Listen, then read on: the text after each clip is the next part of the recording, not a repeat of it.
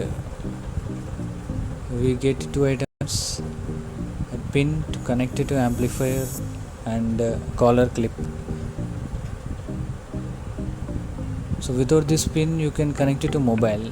If you use this pin you can connect it to other devices like amplifier, then you can record. So these are the things available with Manao mic. So I think it is useful for you. Thank you for watching this video. Please like and share, subscribe.